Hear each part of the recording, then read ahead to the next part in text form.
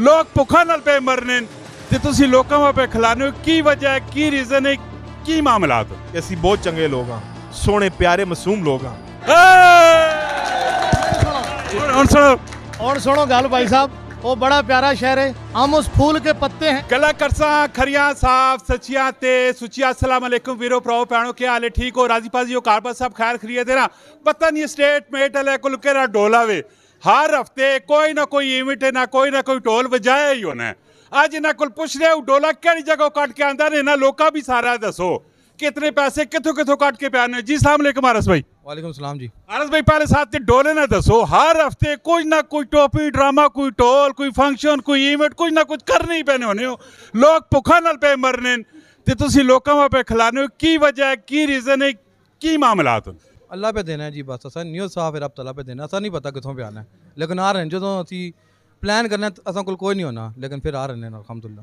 माशाअल्लाह पिछले दिनों वेखने पैने बहुत सारे जातक कुड़ियां तुसा भर्ती कीते ते उन्होंने ट्रेनिंग शेनिंग कंप्लीट हो गई, की कीता उसने मुतलक मत दसो। वो माशाल्लाह सारे हमारे साथ हैं, अली भाई उनको ट्रेन कर रहे हैं, आप उनके रिव्यूज़ ले सकते हैं, सारे हमारे साथ हैं अल्हम्दुलिल्लाह। जितने लोग हम लोगों ने रिक्रूट किए थे सब हमारे साथ हैं। काजम भाई क्या सिरी तले सटी भाई ने इधर दो कदम अगे आओ, नजर आगे आगे आगे आगे आखा हुई गल वो गल आखा नवी कोड़ी।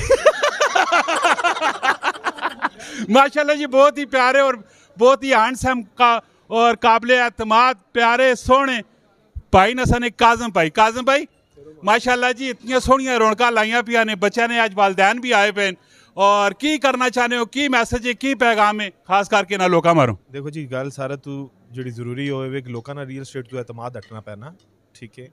और लोग ट्रस्ट नहीं करने पे आजकल रियल स्टेट होते, रियल स्टेट एजेंट्स होते। असा ना सिर्फ ये कि असी वो एतमाद दोबारा बहाल करना चाहते हैं, असी ये पॉजिटिव इमेज जो रियल स्टेट ने उस बेसिकली प्रमोट करना चाहते हैं कि असी लोग एडे माड़े ना वा जितना तुम समझो। तो असनी पुरानी वीडियो में तकी जी लाई तो थले बहुत सारे लोग हाँ जी तुस ये पहले इंज करने ने। और जो भाईजान गल ये कि हर बंदा अपने रिजक वास्ते निकलना है ना, सुबह सुबह यही गल है ना, करूँ रिजक पानी वास्ते निकलना है ना, हर बंदा अपने रिजक की तलाश च। और माड़े हालात वो माड़े हालात नहीं, अलहमदुलिल्लाह रियल स्टेट इंडस्ट्री कदे माड़े हालात च नहीं रही। अज भी अलहमदुलिल्लाह जो बंदा काम पै करना वो कमाना पै खाना पै, इस कोई दो राय नहीं है। लेकिन ये कि बस असा नहीं कोशिश है कि रियल स्टेट जो पॉजिटिव इमेज वो लोगों दसिया वजे कि असी बहुत चंगे लोग हाँ, सोहने प्यारे मासूम लोग हाँ। माशाल्लाह जी बड़िया सोहनिया भी नाल गला भी करने ने।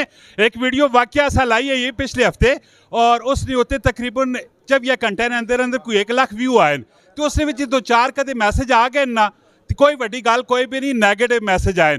मैं हमेशा आखना होना कि जदों तुसी मंजिल ना तैयार करके हो ना तो मंजिल वाली साइड च फोकस करो, रह च कुत्ते भोकने होने। केड़ा जा काम है कि जिसने उत्ते रह च कुत्ते भोकने ना हो। और सुनो गल भाई साहब, वो बड़ा प्यारा शहर है, हम उस फूल के पत्ते हैं जो मर कर भी गिरा नहीं करते। इन आंधियों को कहो अपनी औकात में रहें। माशाल्लाह जी बड़ी सोहनी इन्होंने एनवायरमेंट है, जितने भी मेल फीमेल इन्होंने टीम ने विचाए पे एजी एनवायरमेंट है। और इन्होंने टारगेट इन्होंने विजन बहुत ही प्यारे किस्म ने ये पाकिस्तान की असल मैने च खिदमत भी पे करने ने, डेवलपमेंट इन हालातों में पे करने, इन हालातों में बाहरों इन्वेस्टमेंट किन के पे आने कि जिन हालातों च कोई बंदा पाकिस्तान में आना भी नहीं चाहने पैने। मैं तो इन्हें सलूट मार रहा पैना। मिलने नेक्स्ट वीडियो अपना बहुत सारा ख्याल रखियो। फी अमानिल्लाह।